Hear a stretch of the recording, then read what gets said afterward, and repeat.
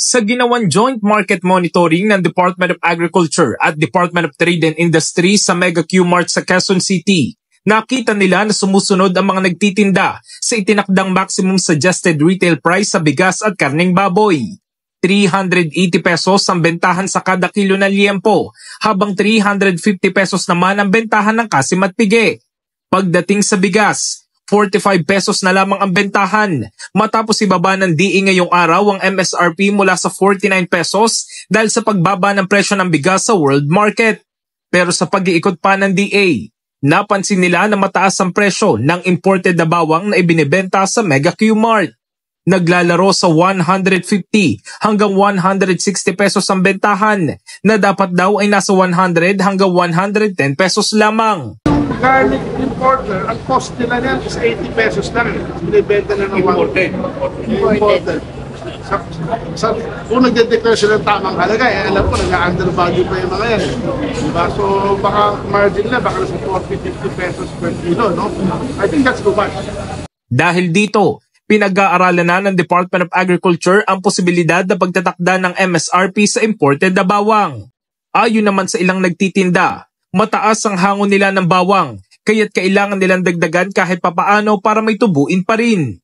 Samantala, umaaray naman ang ilang nagtitinda ng baboy sa Mega Q-Mart. Sumusunod naman daw sila sa MSRP, yun nga lang wala na silang kinikita. Alam mo, totoo lang, hindi kami naman nagyayabang. Bilyon na inaabong namin sa baboy. Sana unahin mo na supplier, dealer. Kami mga retailer lang kami. Kaya hirap kami.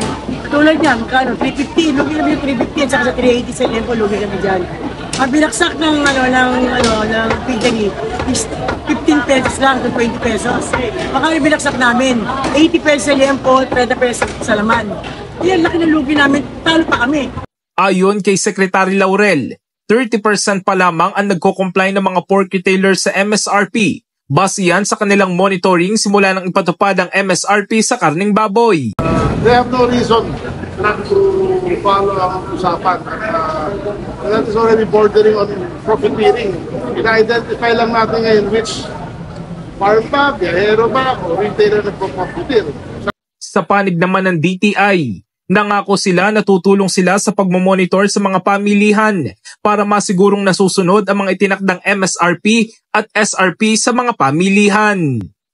In the heart of changing lives, ako si Brigada Jigo Custodio ng 105.1 Brigada News of Manila, the Music News Authority.